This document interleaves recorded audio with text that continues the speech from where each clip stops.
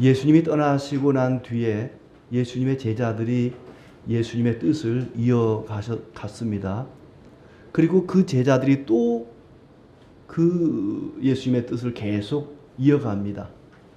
예수님의 제자들의 제자들을 속사도 교부라 하고 또 그 제자들을 교부라 하는데, 이 교부들 중에 아타나시우스라는 유명한 사람이 있습니다. 이 사람이 어느 날 하나님 앞에 기도하다가 깜빡 잠이 들었습니다. 꿈을 꾸는데 꿈속에 예수님이 십자가에 매달려 있는데 누군가가 예수님의 손과 발에 못을 박는 겁니다.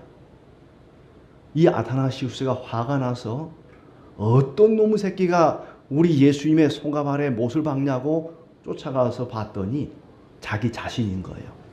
자기가 예수님의 손과 발에 못을 박고 있더랍니다. 깜짝 놀래가지고 잠에서 깨가지고는 주여 나를 불쌍히 여기소서, 나의 죄악이 주님을 또다시 십자가에 못 박았나이다 회개했다는 이야기입니다. 기리에 엘레이손, 기리에 엘레이손, 주여 나를 불쌍히 여기소서, 주여 나에게 자비를 베푸소서, 그런 얘기입니다. 그런 마음, 그런 믿음을 가졌던 사람이 다윗입니다. 다윗은 항상 하나님 앞에 엎드려서 주여 나를 불쌍히 여기소서, 이런 마음으로 살았습니다. 그런데 다윗의 뒤를 이은 솔로몬, 그리고 그 뒤를 이은 이스라엘의 왕들은 다윗 같지가 않았습니다. 다 그런 건 아니었지만은 하나같이 교만하고 하나님을 거역하고 그리고 불순종하고 그랬습니다. 특히 이스라엘이 남과 북으로 나뉘었는데 북쪽 왕, 우리나라도 북쪽이 조금 문제가 많은 것처럼 이스라엘도 북쪽이 문제였습니다. 그나마 남쪽의 왕들은 조금 다윗 같은 왕들이 몇 사람 나오긴 했는데 북쪽의 왕들은 정반대의 길을 갔습니다. 금으로 송아지를 만들어 놓고 이것이 우리가 섬기는 하나님이라고 섬기는가 하면 이방의 신 바알과 아세라를 산당을 짓고 하나님 대신 그런 신들을 섬겼습니다. 그런데 하나님께서 그런 악한 왕, 악한 백성들을 보시면서도 왕들은 징벌하시지만 백성들에게는 은혜를 베푸십니다. 아합 같은 사람 하나님께 큰 징계를 받지 않습니까? 근데 그 시대에 악한 시대였지만은 하나님께서 그들을 긍휼히 여기사 하나님의 말씀을 전하는 선지자들을 보냅니다. 말씀이 끊이지 않도록 하나님께서 그들에게 엘리야를 보냈습니다.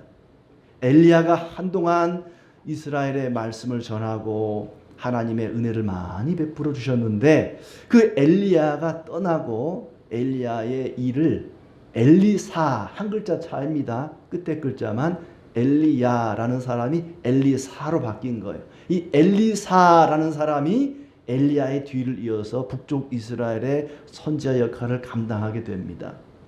하나님의 은혜지요.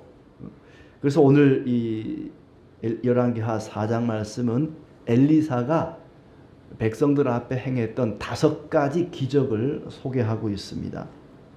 첫 번째 기적은 제자 중 한 사람, 선지 생도 가운데 요즘으로 치자면 신학생입니다. 목사가 될 준비를 하는 사람인데 이 사람이 어느 날 빚만 잔뜩 남기고 죽었습니다.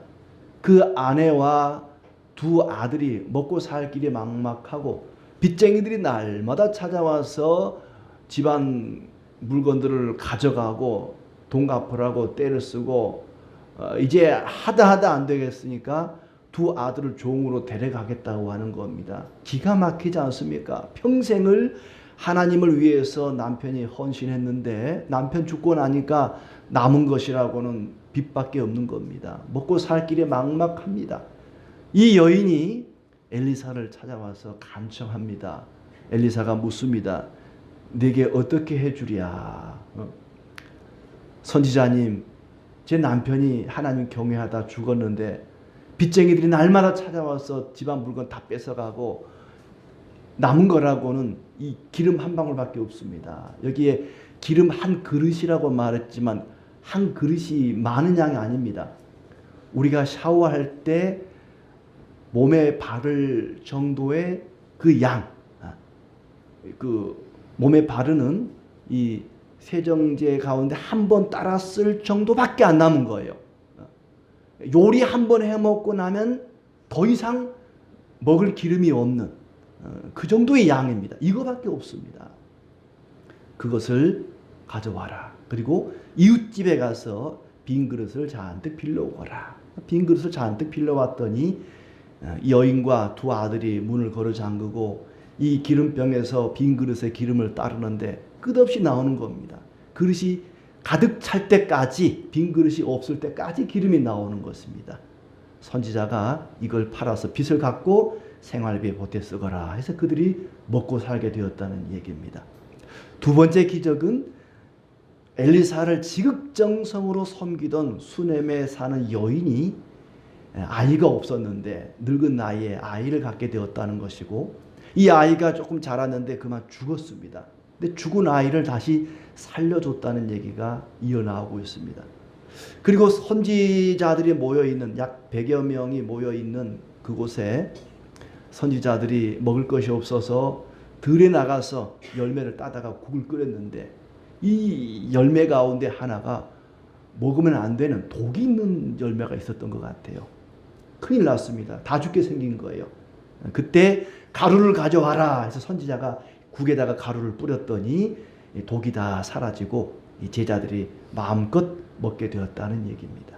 그리고 또 하나는 어떤 사람이 보리떡 20개를 가지고 왔습니다. 20명이 먹을 수 있는 보리떡 20개와 요즘으로 치자면 옥수수 한 푸대를 가지고 온 겁니다. 선지자님 이거 잡수세요 하고 가져왔는데 혼자만 먹을 수가 없습니다. 한 100여 명이 같이 있는 거예요. 곱하기 2 하면 200개의 눈이 쳐다보고 있는 겁니다. 같이 나눠 먹자. 보리떡 20개를 100명이 실컷 나눠 먹었다 하는 얘기입니다. 오병이어의 기적이 떠오르지요. 이런 걸 볼 때에 엘리사는 틀림없이 엘리야의 뒤를 이은 사람입니다. 왜냐하면 엘리야의 사역 가운데 사르밧에 사는 과부가 기름 한 방울 또 가루 한 움큼 남았는데 이거 먹고 내 아들이랑 이제 죽을 겁니다 할 때에 엘리야가 가루의 통에 가루가 떨어지지 않고 기름병에 기름이 떨어지지 않게 해서 그들을 살려준 적이 있지 않습니까? 엘리야가 했던 일을 똑같이 엘리사가 했단 말이죠. 엘리야가 감당했던 그 사역을 엘리사가 계승하게 되었다는 확실한 증거를 보여주고 있습니다.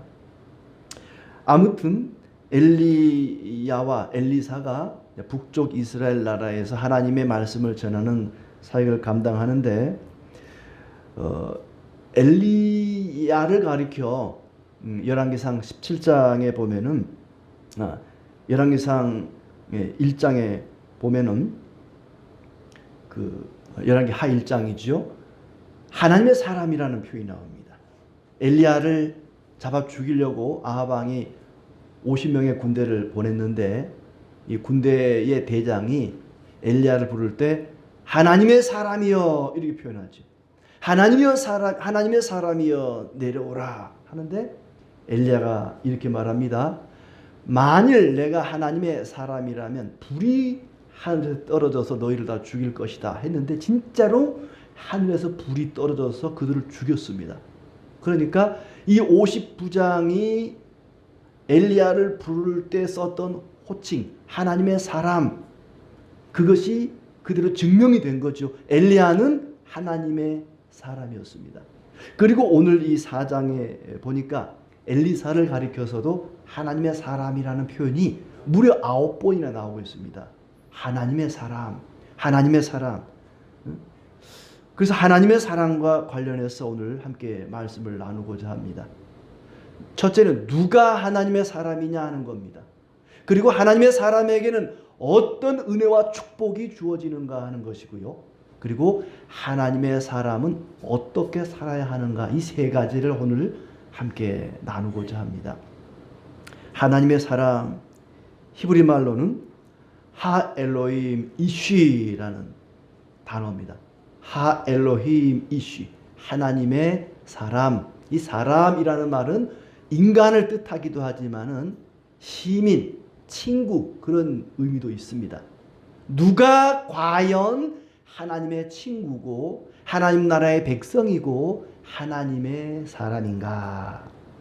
주로 구약 시대에는 하나님의 종들에게 붙였던 이름입니다.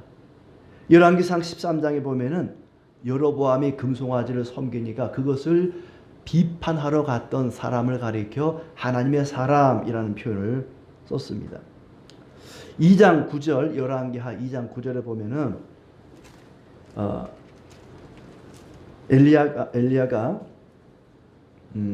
엘리사에게 내가 떠날 텐데 떠나기 전에 너에게 무엇을 해주랴? 내가 내게 어떻게 할지를 구하라 그랬더니 엘리사가 엘리야에게 당신의 성령이 하시는 역사가 갑절이나 내게 있게 하소서 그랬습니다.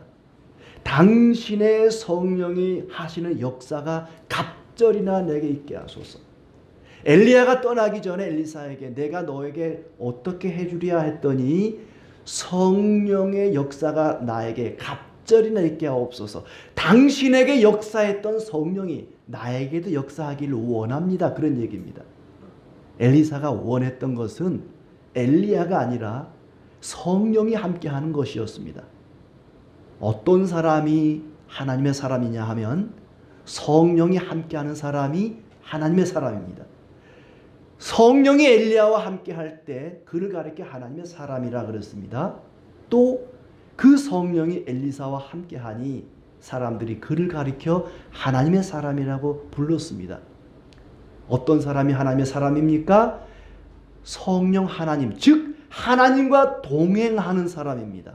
일평생 하나님과 동행했던 에녹 같은 사람, 수많은 사람들의 비난과 조롱에도 끝까지 산꼭대기에 방주를 지었던, 배를 만들었던 노아 같은 사람, 그들을 가리켜 하나님의 사람 이렇게 부를 수 있습니다. 다니엘서 5장 14절에 보면은 벨사살 왕이 다니엘을 가리켜 네 안에 신들의 영이 있다. 네 안에 신들의 영이 있다. 다니엘을 볼 때 그 안에 신의 영이 있었다고 하나님을 믿지 않는 벨사살 왕이 그렇게 이야기를 했습니다. 하나님의 영이 다니엘과 함께 했던 것이 이방의 왕의 눈에도 비쳤던 것이죠. 그런 사람, 다니엘 같은 사람, 일평생 성령이 함께함으로 하나님과 동행했던 그런 사람. 창세기 41장 38절에 바로가 요셉에게 이렇게 얘기합니다. 이와 같이 하나님의 영에 감동된 사람을 우리가 어찌 찾을 수 있으리요? 바로가 볼 때에 요셉의 속에 하나님의 영이 있었다는 겁니다.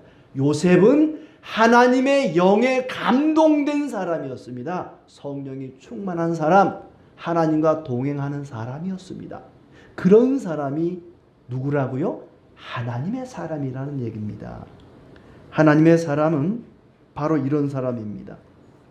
모세를 가리켜서도 역대상 23장 14절에 하나님의 사람 이렇게 표현하고 있습니다. 모세가 어떤 사람입니까? 일평생 하나님과 동행했던 사람입니다.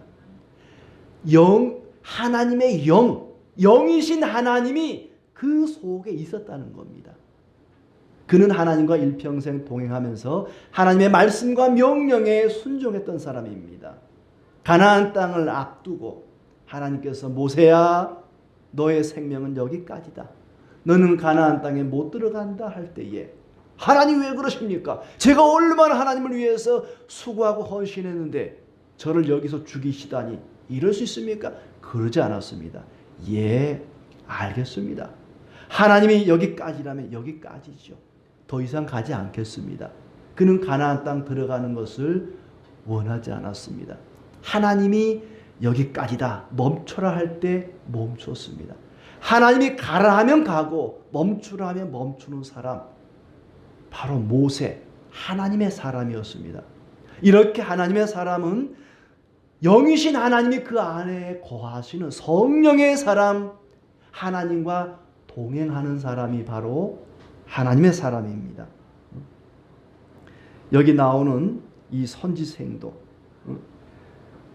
모든 사람들이, 대부분의 사람들이 바알이라는 우상을 숭배하고 금송아지를 갖다가 하나님이라 그러고 악을 행하는 그 시대에 하나님을 경외한 사람, 얼마나 그 시대가 악했는지 열왕기하 8장 1절에 보면은 하나님이 7년 동안 기근을 내렸다 그랬습니다. 그 시대는 그야말로 악한 시대였습니다. 하나님을 경외하는 사람들이 바닷가의 모래, 수많은 모래알 중에 바늘 찾기처럼 그렇게 희귀한 시대였습니다.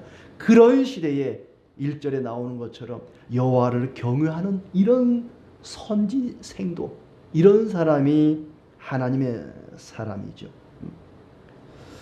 그런가 하면은 바로 이 자리에 앉아있는 저와 여러분이 하나님의 사람입니다.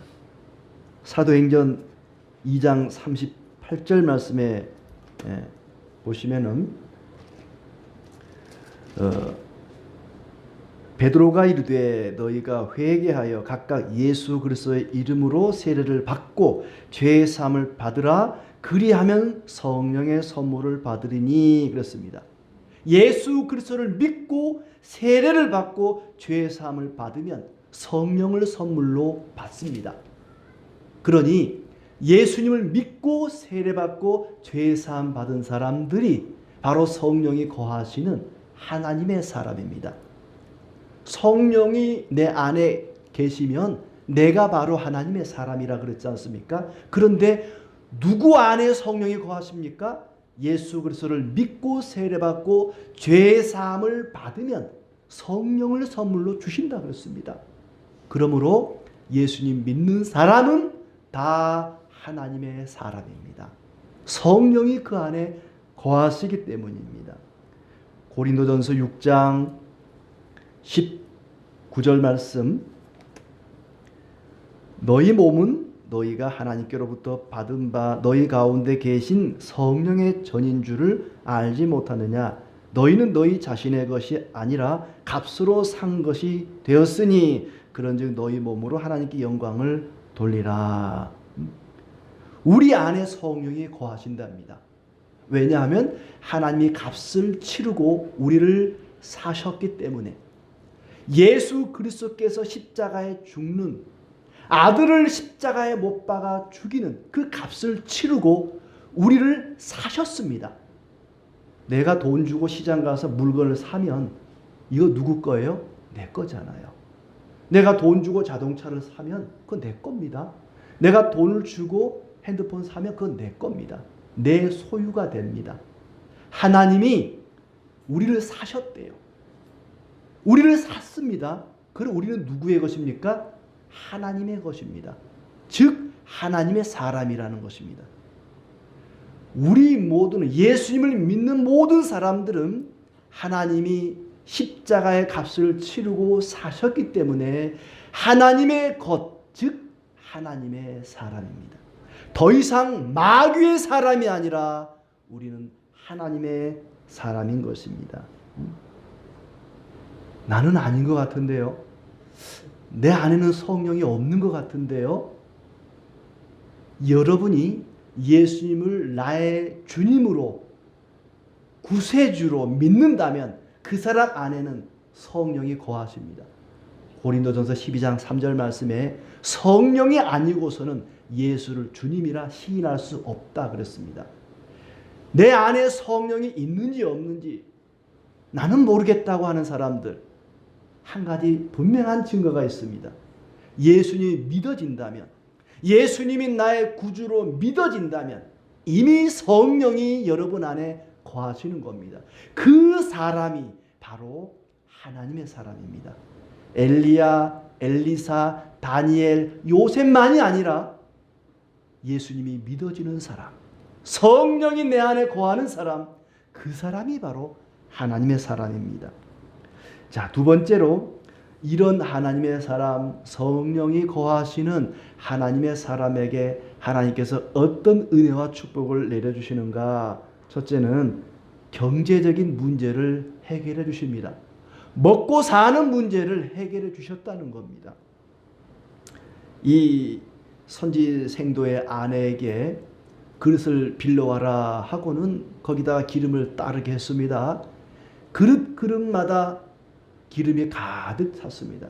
그 기름이라고 하는 것이 오늘날 우리가 생각하는 무슨 자동차 연료나 식용유나 이것과는 비교할 수 없는 아주 값비싼 겁니다.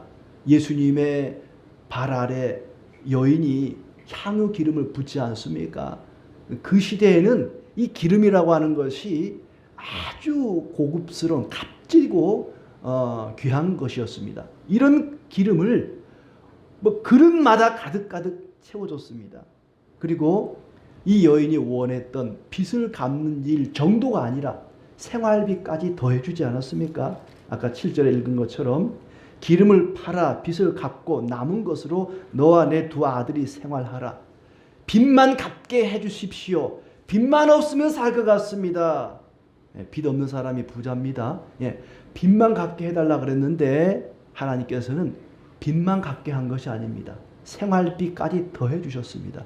하나님은 우리가 원하는 것 이상으로 은혜를 주시는 분입니다. 하나님은 우리가 요구하는 것이 아니라 우리에게 필요한 것을 주시는 분입니다. 한 번 따라 쓸 기름밖에 없었습니다. 아주 작은 것이었습니다. 그런데 그 작은 것을 통해서 하나님은 놀라운 역사를 일으키셨던 겁니다. 이게 바로 성령이 그들과 함께 하시고 엘리사와 함께 했기 때문에 가능한 일들입니다. 하나님께서는 아무것도 없는 것 가운데 무에서 유를 창조하신 분입니다. 그런데 아주 작지만 조금 남았지만은 그 기름을 가지고 넘치도록 복을 주시는 일은 일도 아니죠. 그런데 하나님께서는 그들에게 은혜를 주시는데 우리에게 복을 주시는데 우리의 노력을 무시하지 않습니다. 내가 가지고 있는 것을 무시하지 않습니다. 아무것도 없는 것 가운데 현찰을 던져줄 수도 있습니다. 얘다 여기 있다. 이 돈 갖고 빚 갚아라. 그럴 수 있지만 하나님은 그들이 가지고 있는 마지막 남은 작은 기름 한 방울 그걸 통해서 그들을 축복하셨다는 겁니다. 그리고 그들이 스스로 노력하게 했습니다. 그릇을 빌려오게 하고 또 채워진 기름을 갖다 내다 파는 기름 장사를 하게 했습니다. 가만히 누워서 감나무에 감 떨어지기를 기다리는 것 이것은 하나님의 사람으로서 합당하지 않습니다. 하나님은 그들에게 아무 노력도 없이 그냥 돈을 주고 그것으로 빚을 갚게 할 수도 있습니다. 마치 베드로가 낚시를 해서 물고기 입을 열어보니까 동전이 나오게 한 것처럼 하나님은 그냥 현금 다발을 줄 수도 있었습니다마는 그렇게 하지 않았습니다. 그들이 가지고 있는 것으로 역사하셨고 그들의 노력을 활용하셨습니다.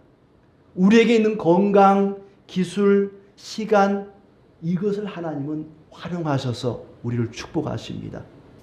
다윗이 골리앗을 쓰러뜨릴 때에도요. 그냥 벼락을 내려 골리앗을 쓰러뜨릴 수 있습니다. 아니면 다윗의 주먹을 이용해서 골리앗을 쓰러뜨릴 수도 있습니다. 그런데 다윗이 잘할 수 있는 다윗의 손에 쥐어져 있던 물맷돌 그걸 이용해서 골리앗을 쓰러뜨립니다. 하나님께서는 나에게 뭔가를 주시고 그걸 가지고 먹고 살게 하십니다. 그것이 무엇인가는 사람마다 다를 수가 있겠죠. 한편으로는 이런 생각도 들어요. 차라리 죽은 남편을 살려주지. 두 번째 이야기에서는 죽은 아들을 살려줬잖아요.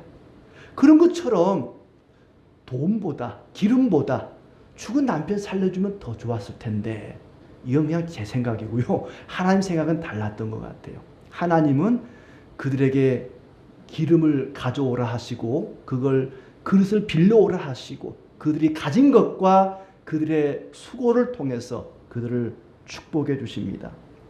또 이런 생각도 들어요. 이 여인이 하나님 그 빚쟁이를 그냥 죽여주세요.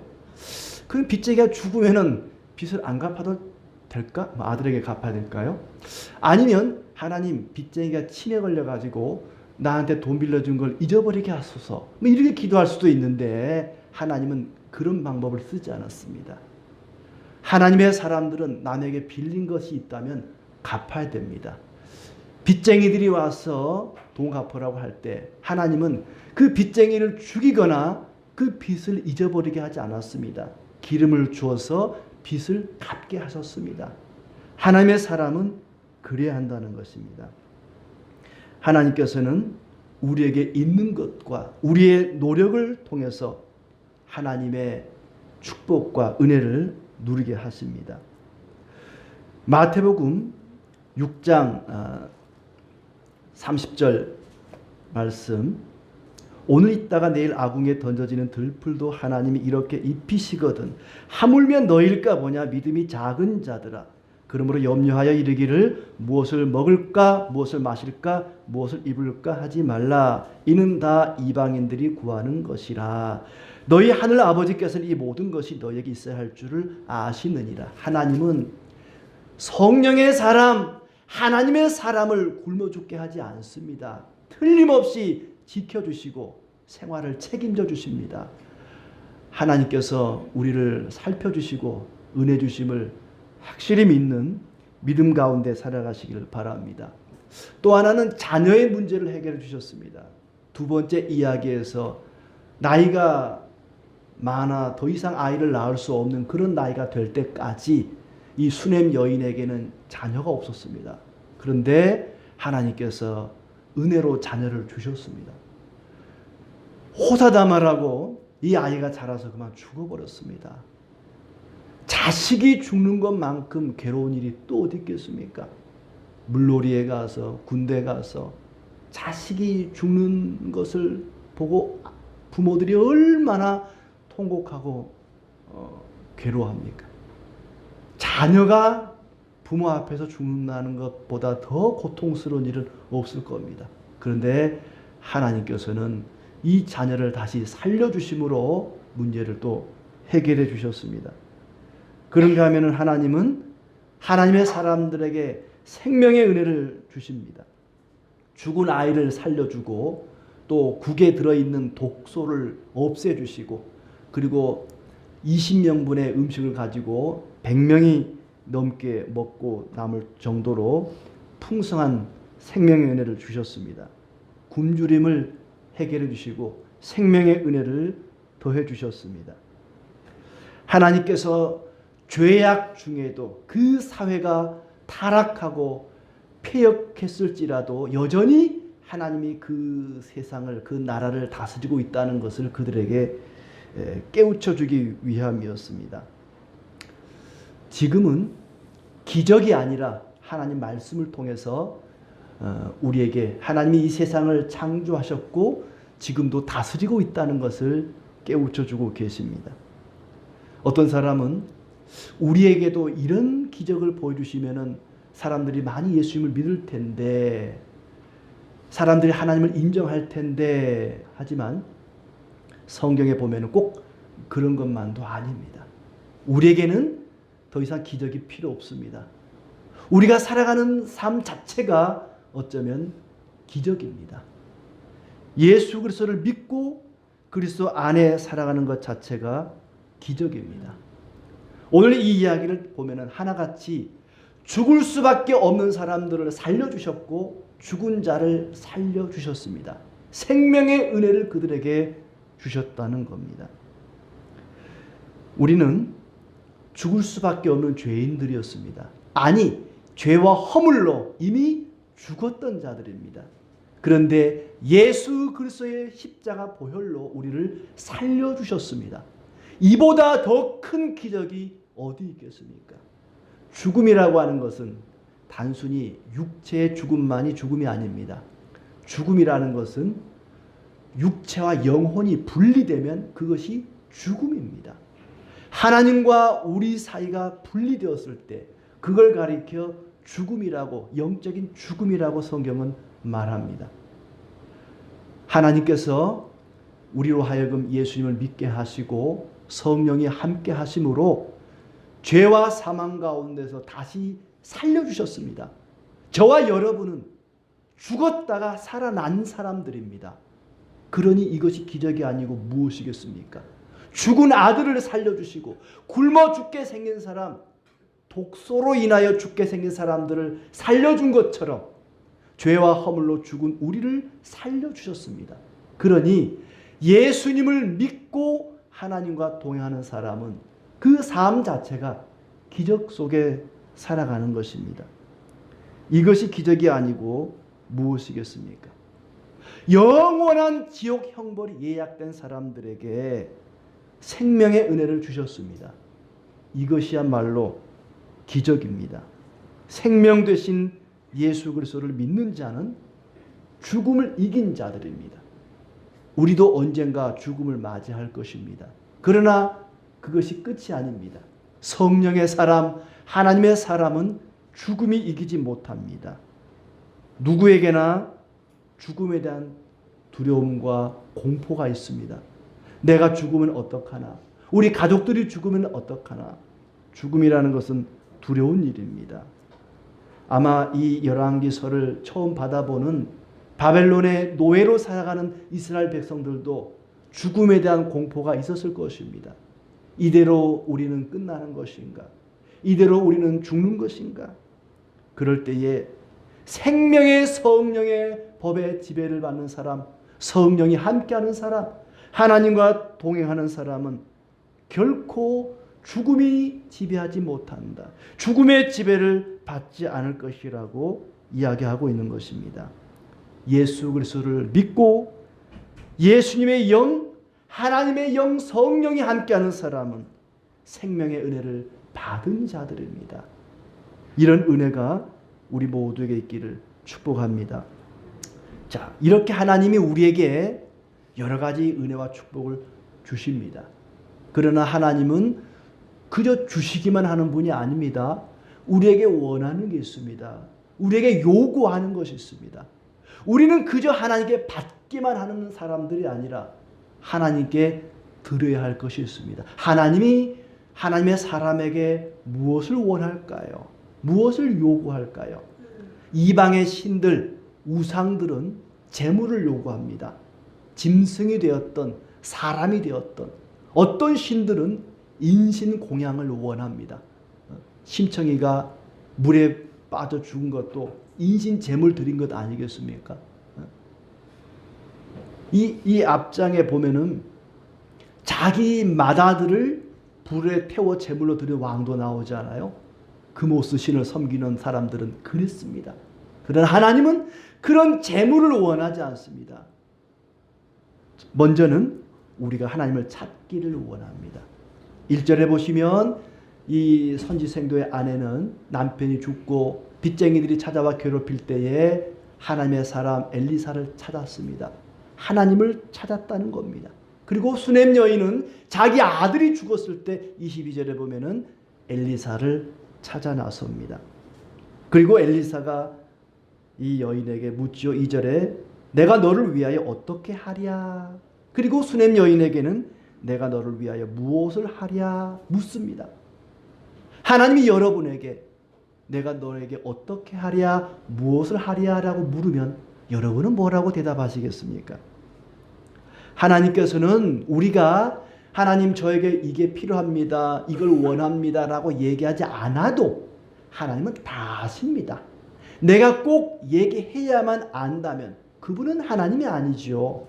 하나님은요, 내가 뭐가 필요하다고 얘기하지 않아도 내가 뭐가 필요한지 다 아시는 분입니다. 그럼에도 불구하고 하나님은 우리가 하나님을 찾아서 내가 필요한 것을 말하기를 원합니다. 이야기해 주기를 원하십니다. 우리의 입으로 하나님께 기도하기를 원하는 것입니다. 하나님을 찾고 하나님께 구하는 것, 이것이 하나님이 하나님의 사람에게 요구하는 첫 번째입니다. 야고보서 4장 2절에 너희가 얻지 못함은 구하지 아니하기 때문이요 그랬습니다. 우리가 얻지 못하는 것은 구하지 않았기 때문이라고 얘기하는 거예요. 하나님은 우리가 하나님을 찾고 하나님께 구하기를 원합니다. 예수님께서 여리고를 지나가실 때에 소경 둘이 와서 다윗의 아들 예수여 우리를 불쌍히 여기소서 소리 지릅니다. 사람들이 시끄러워 조용히 해 어디서 떠들어. 그래도 이 두 소경은 다윗의 자손 예수여 우리를 불쌍히 여기소서 소리칩니다. 예수님께서 너희에게 무엇을 하여 주기를 원하느냐 물자 두 소경이 눈을 뜨게 하소서라고 요청합니다. 그들이 예수님의 은혜로 눈을 뜨게 됩니다. 엘리사도 보면은 이 수넴 여인의 아들이 죽었을 때에 이 아들을 위해 하나님께 기도합니다. 예수님과 이 엘리사와의 차이는요, 엘리사는 병 고침을 위해 죽은 자를 살리기 위해 하나님께 기도했지만 예수님은 기도를 하지 않았습니다. 명령을 내렸습니다. 나사로야 나오너라. 나사로가 살아나왔습니다. 죽은 나사로가. 하나님 나사로 살려주세요. 기도하지 않았어요. 소녀여 일어나라. 청년이여 일어나라. 예수님은 기도한 것이 아니라 그분은 하나님이시기 때문에 명령하시자 죽음이 물러가고 그들이 살아났습니다. 엘리사는 우리와 성정이 같은 인간이기 때문에 명령을 한 것이 아니라 기도를 했던 것이죠. 어찌 보면은 하나님이 우리에게 요구하는 것은 너무나 단순합니다. 엘리사가 아람 장군 나아만에게 문둥병 걸린 나아만에게 요단강에 가서 7번 몸을 잠그시오. 너무 시시했어요. 아니 무슨 막 당신이 나한테 와가지고 막 하나님의 이름으로 축복을 하고 막 안수기도 하고 뭔가 막 푸닥거리를 해야 뭔가 좀 막 신비한 병이 고쳐지고 놀라운 역사가 일어날 줄 알았는데 요단강에 가서 몸을 7번 잠그래요. 아무것도 아니 너무 쉬운 걸 얘기하는 거예요. 아니 우리 아람 나라는 이 요단강보다 훨씬 좋은 강이 얼마나 많은데 그런 깨끗한 물에 가서 몸을 담그지 더러운 물에 가서 몸을 담그라 그러냐. 거부했어요. 하인들이 아유 장군님 믿자야 본전인데 한번 해봅시다 해서 나왔다니까요. 하나님이 우리에게 요구하는 것은요 대단한 걸 요구하지 않습니다. 재물을 요구하지 않습니다. 수천 수억의 헌금을 요구하지 않습니다. 그저 하나님을 찾고 하나님께 기도하는 것만을 요구합니다.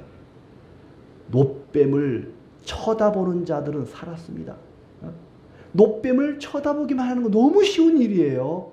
뱀에 물린 사람들이 다 죽게 생겼을 때에 그 놋뱀을 바라보기만 하면 살았습니다. 시시하다고 바라보지 않은 사람들은 다 죽었습니다. 하나님이 우리에게 요구하는 것은 너무나 단순합니다. 그리고 명쾌합니다.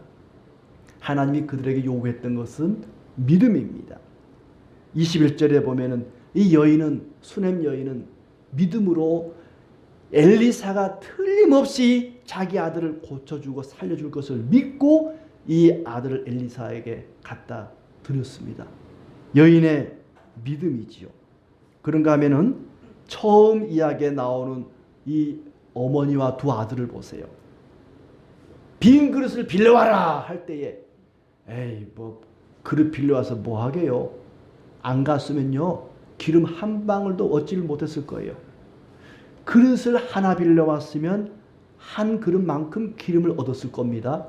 그릇을 100그릇 얻어왔으면 100그릇의 은혜가 채워졌을 것입니다. 믿음만큼 채워주십니다. 하나님은 우리에게 다른 거 원하지 않습니다. 믿음을 요구하십니다. 로마 장교가 자기 하인이 병들었을 때 예수님께 고쳐달라 그랬습니다. 예수님께서 뭐라고 말씀하십니까? 가라 내 믿음대로 될지어다. 맹인들에게 눈을 만져주면서 주님께서 내 믿음대로 되라. 믿음대로 되는 것입니다. 믿음만큼 채워줍니다. 이 여인과 두 아들은 하나님의 선하심과 능력을 믿는 믿음의 사람이었습니다. 비 오기를 간청하러 기도하러 가는 사람은 우산을 가져가야 할 것입니다. 그게 믿음이죠. 내가 기도했으면 하나님이 이루어줄 줄로 믿는 믿음입니다. 저는 어쩌다가 낚시를 가면은 고기 담는 그릇 안 가져갑니다. 고기를 한 마리도 못 잡을 줄 알기 때문에 믿음이 없는 거죠. 믿음이 큰 사람은 큰 그릇을 가져갈 겁니다. 내가 오늘 고기를 많이 낚을 줄로 믿습니다 하고 하나님은 믿음만큼 채워주십니다. 그리고 순종하기를 원하십니다.